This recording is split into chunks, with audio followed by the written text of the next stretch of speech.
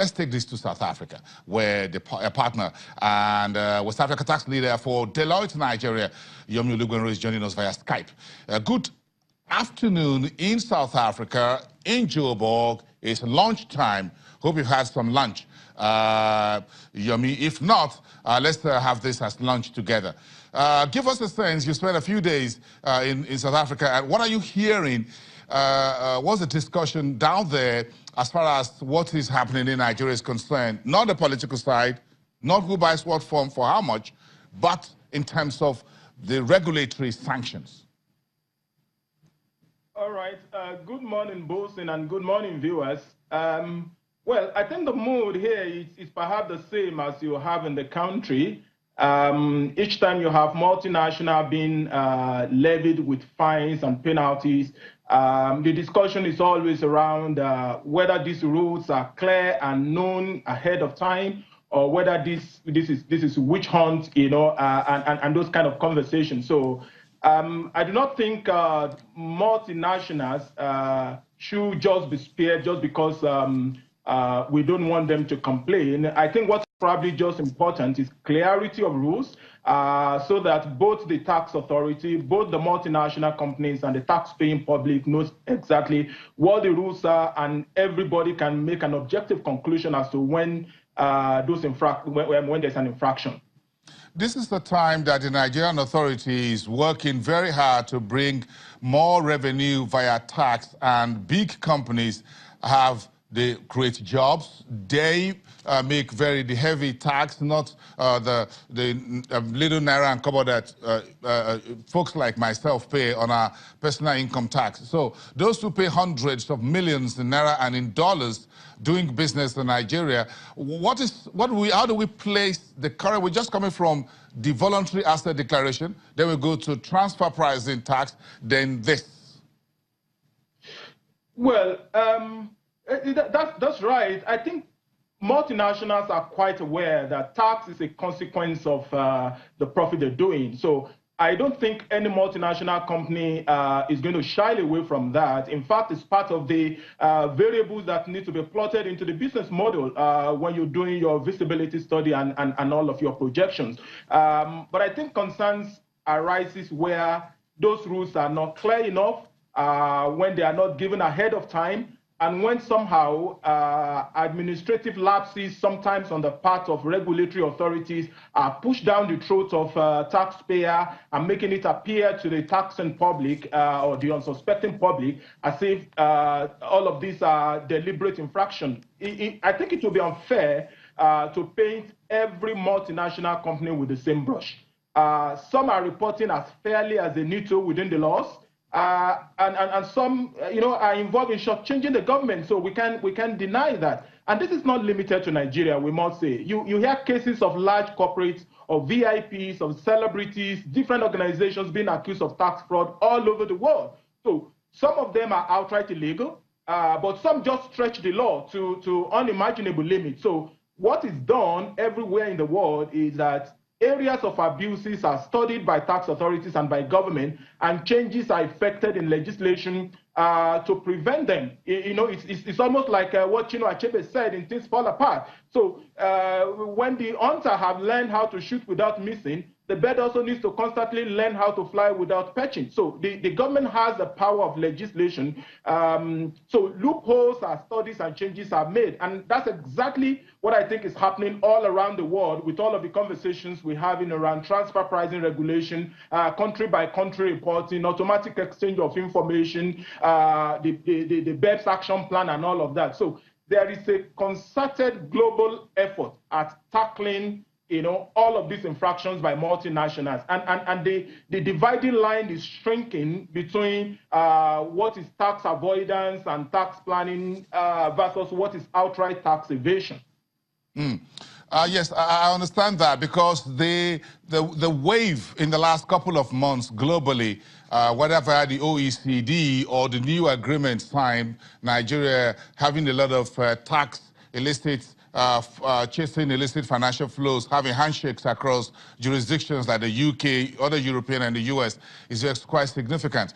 So how do you think companies should begin to realize the new order, as it were, around the way they do business when the headquarters is somewhere and they're having footprints in another country and they're dealing with different political, regulatory environments and nuances?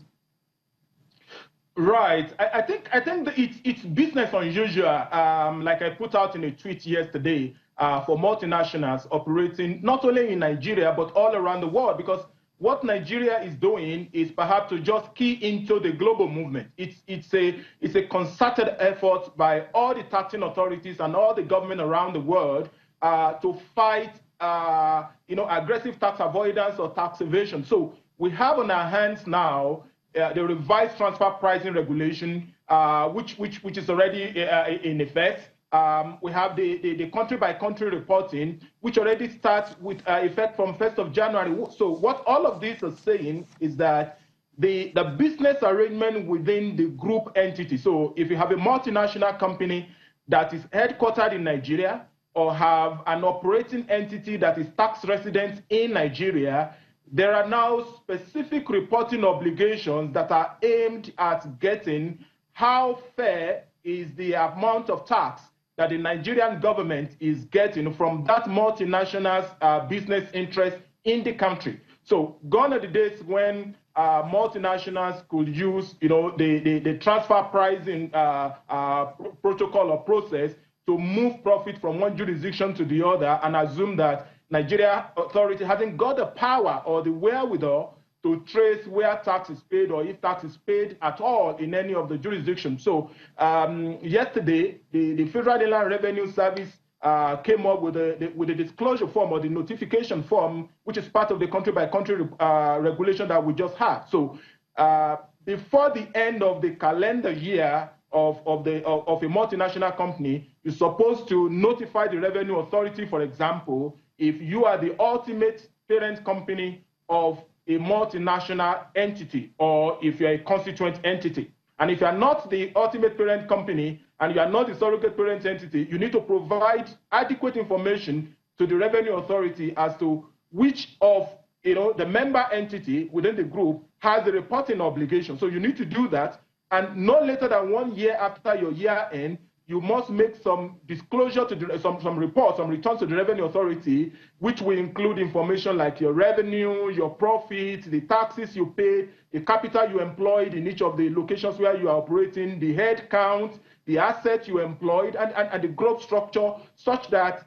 in Nigeria, for example, the tax authority could see the entire business flow within the group and see how much of revenue you have derived from Nigeria, what is the level of your capitalization in the country, what is the amount of assets, tangible assets you have within the country, and how do we relate that to the amount of profit. So the idea is that, the amount of tax you paid in the country, for example. So the idea is that group structure that allow businesses to shift profit to locations just because they want to take advantage of favorable tax regime in those locations or cheat a particular national government is no longer going to be possible. And if you fail to do that, there are very strict penalty, unlike what we used to have before, which was almost like a slap on the wrist. You had a multinational company to pay 25,000 naira for failing to file a return, or pay 5,000 naira for every month.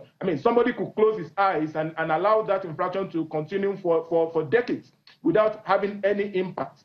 So the penalties are now revised to make them a little more punitive. It's still low in some quarter by some people. If, for example, if you look at the transfer pricing regulation, if you fail to file returns or you declare incorrect returns, you're likely going to be subject to, just for penalty alone, maybe 10 million naira or 1% of the value of the transaction that is covered. And for every month or every day that infraction continue, you pay about 10,000 naira or thereabout per day. This is just penalty. It doesn't mean that the amount of taxes you may be owing will still not be added. So the rules are changing, and the idea is that multinationals need to step up their game in being responsible corporate citizens in the area of taxation. So they need to comply with both the letter and the spirit of the law. Otherwise, they're just going to find themselves on the wrong side of the law. A very broad, in-depth insight there from you, Benro. But again, if you look at Nigeria, where foreign direct investment does not come in like a heavy rainfall. It comes in trickles. So we don't get as much as other African countries are getting. Not like Egypt, not like Kenya, maybe not even Ghana, nor South Africa. So we're getting this foreign direct investment in trickles. So folks are beginning to ask, is it that yes, we have to implement the law globally, locally, we have to domesticate it, but do you think we need to adjust? Some folks say we should communicate better. Perhaps some of these regulatory actions shouldn't be on the front pages of newspapers and news headlines and headlines in a network, a news network like channels or elsewhere. Do you think we can temper things a little bit? Some folks says we could have perhaps backdoor arrangement in which the sanctions take place, but the rest of us on the front desk are unaware. Well, Boason is a chicken and an egg, and I relate quite a lot with many multinationals. And when it comes to the issue of tax, there's a distinction between if there are incentives, deliberate incentives that a government put in place to be able to attract FDI, for example, and those incentives are typically targeted at specific critical sector, and we have a number of that within our law, even in spite of all of this noise and cry around transfer pricing and country by country reporting.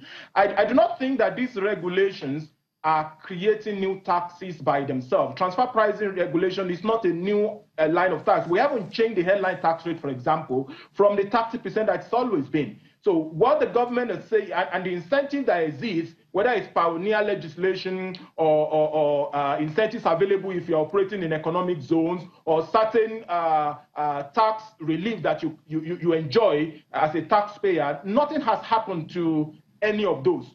What the government all over the world is doing, and rightly so, is instances where some companies try to stretch the law to limits that are not the intention of the law. How do we curb it? So we can use illegality to promote FDI, in my view, and I'm not sure many multinational actually are asking for that. So, but I agree that when issues become headlines, and I put out a tweet maybe about 2 days ago, for example, when asked about this, that we can't just take the headlines and use that to conclude that a taxpayer is guilty or is innocent. We always need to go below the surface. So I agree that we shouldn't sensationalize headlines because it communicates different vibes to both intending investors and those who are already within.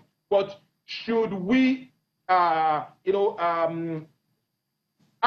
companies and taxpayers operating within the country, for example, to comply with the law? I agree absolutely. But it shouldn't be witch hunt. It shouldn't be arbitrary. We shouldn't pass on inefficiency of the system and label that to be